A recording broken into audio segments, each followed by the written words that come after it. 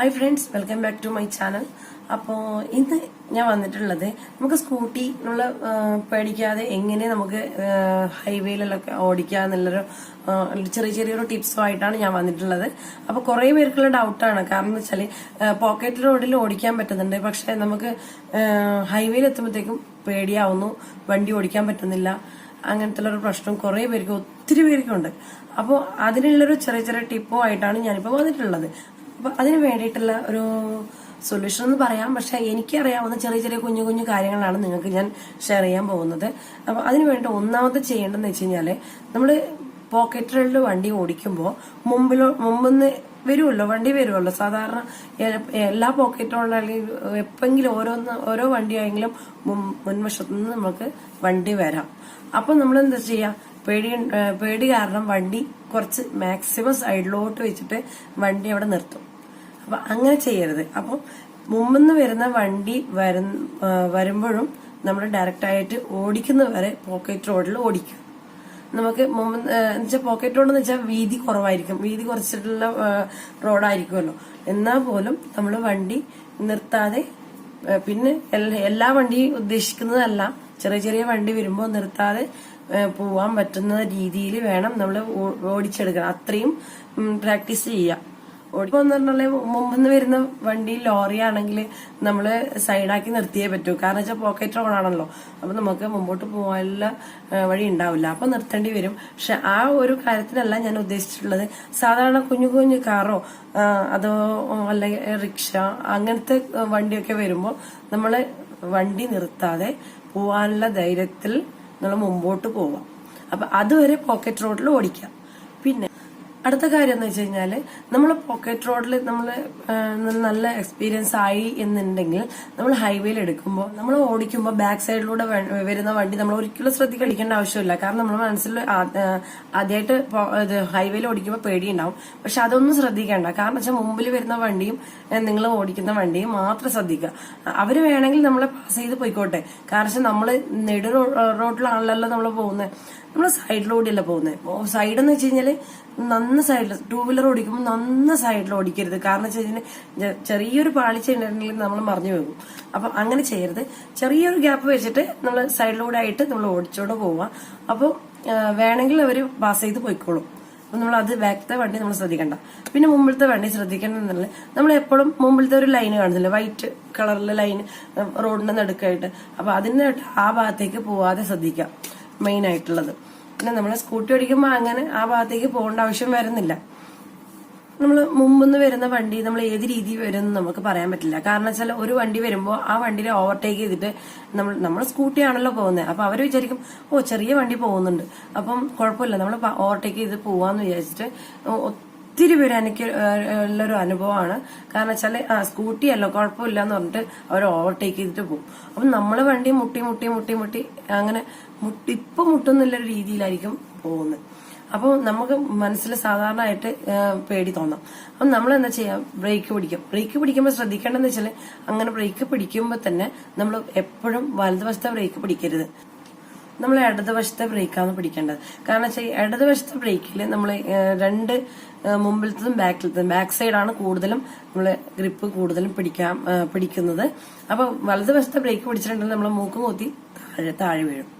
അപ്പം അതാണ് മെയിൻ ആയിട്ട് ശ്രദ്ധിക്കാനുള്ള കാര്യങ്ങൾ. പെണ്ണുങ്ങൾക്കായാലും ആണുങ്ങൾക്കായാലും കൂടുതലും ടൂ വീലറാണ് ഓടിക്കാൻ ഇഷ്ടം. കാരണം എന്ന് വെച്ച് കഴിഞ്ഞാല് അത് നമ്മൾ ടൗണിലേക്ക് പോകുമ്പോൾ മെയിൻ ആയിട്ടുള്ള കാര്യമാണ്. ടൗണിലേക്ക് പോകുമ്പോൾ പാർക്കിംഗ് സൗകര്യം കുറവാണ്.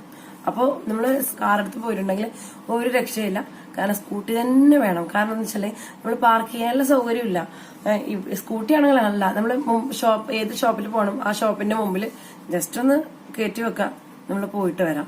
അപ്പോ അതുകൊണ്ട് സ്കൂട്ടി മാക്സിമം എല്ലാ പെൺകുട്ടികളായാലും പഠിച്ചെടുക്കുക. അപ്പൊ സ്വന്തം വണ്ടിയിൽ ഇങ്ങനെ പോവുക.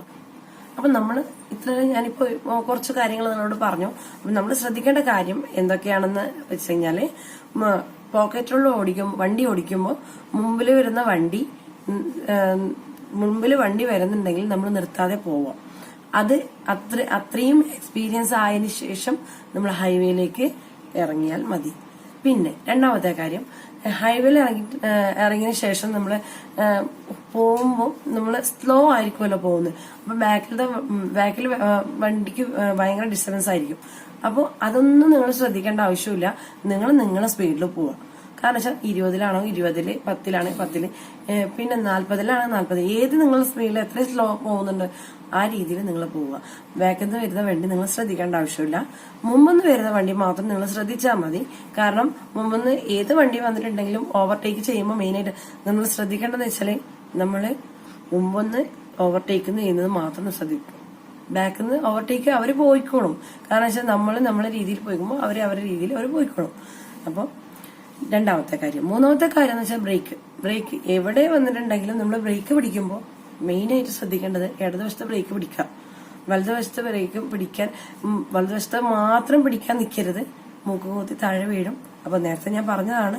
അപ്പൊ ഒന്നുകൂടി റിപ്പീറ്റ് ചെയ്യുന്നതാണിത്. അപ്പൊ നമ്മൾ ശ്രദ്ധിക്കേണ്ട ഇനിയൊരു കാര്യം എന്ന് വെച്ചിട്ടുണ്ടെങ്കിൽ, ഇതിപ്പോ ഇടതുവശത്തെ ബ്രേക്കാണ്. ബ്രേക്ക് പിടിക്കുമ്പോൾ ഈ അറ്റത്ത് പിടിക്കരുത്. പിന്നെ നമ്മൾ പിടിക്കുമ്പോൾ എപ്പോഴും ഈ അറ്റത്തോടെ ആയിട്ട് വേണം പിടിക്കാനായിട്ട്. എന്നാലും നമുക്ക് പെട്ടെന്ന് ബ്രേക്ക് പിടിക്കാൻ പറ്റുള്ളൂ. അപ്പൊ അത് മെയിനായിട്ട് ശ്രദ്ധിക്കേണ്ട കാര്യമാണ്. ഇങ്ങനെ പിടിച്ചു കഴിഞ്ഞാൽ നമ്മൾ ബ്രേക്ക് പെട്ടെന്ന് കിട്ടില്ല. ഇങ്ങനെ പിടിച്ചിട്ടുണ്ടെങ്കിൽ നമുക്ക് ബ്രേക്ക് കിട്ടുള്ളൂ. പിന്നെന്ന് വെച്ചിട്ടുണ്ടെങ്കിൽ നമ്മൾ വളവ് എത്തുമ്പോഴത്തേക്കും നമുക്ക് ഹോൺ അടിക്കാൻ മറക്കരുത്. വളവിൽ ഹോൺ അടിച്ചില്ലെങ്കിൽ നമ്മൾ മുമ്പിൽ വരുന്ന വണ്ടിക്ക് പെട്ടെന്ന് വണ്ടി വരുന്നുണ്ടെന്ന് മനസ്സിലാവില്ല. അപ്പൊ അത് മനസ്സിലാക്കാൻ വേണ്ടിയിട്ടാണ് നമ്മൾ ഹോൺ അടിച്ചു കൊടുക്കുന്നത്. പിന്നെ അത് മാത്രമല്ല, നമ്മൾ മുമ്പിലൊരു വണ്ടി നമ്മൾ ഓവർടേക്ക് ചെയ്ത് നമ്മൾ മുമ്പോട്ട് പോകുമ്പോൾ ഹോൺ അടിച്ചു കൊടുക്കണം. അതും മറക്കരുത്. അപ്പോൾ ഈ കാര്യമെല്ലാം ഒരിക്കലും മറക്കരുത്. അപ്പോൾ ആ 2-3 കാര്യങ്ങളാണ് മെയിനായിട്ട് ശ്രദ്ധിക്കാനുള്ളത്. പിന്നെ മനസ്സിൽ വിചാരിക്കുക, കാരണം വെച്ചാൽ എനിക്ക് പറ്റും, എനിക്ക് വണ്ടി എടുക്കാൻ പറ്റും, ഞാൻ പോക്കറ്റ് റോഡൊക്കെ ഓടിക്കുന്നുണ്ട്, അതുകൊണ്ട് എനിക്ക് ഹൈവേയിൽ ഓടിക്കാൻ ഒരു ബുദ്ധിമുട്ടും ഉണ്ടാവില്ല എന്ന് മനസ്സിൽ വിചാരിക്കുക. 1-2 പ്രാവശ്യം ഓടിക്കുമ്പോൾ ചെറിയൊരു പേടി ഉണ്ടാവും. 3-ാമത്തെ പ്രാവശ്യം ഓടിക്കുമ്പോൾ കുഴപ്പമില്ലാണ്ട് നിങ്ങൾക്ക് ഓടിക്കാൻ പറ്റും. അപ്പോൾ ഈ കുഞ്ഞു കുഞ്ഞു കാര്യങ്ങൾ നിങ്ങൾക്ക് മനസ്സിലായെന്ന് വിചാരിക്കുന്നു.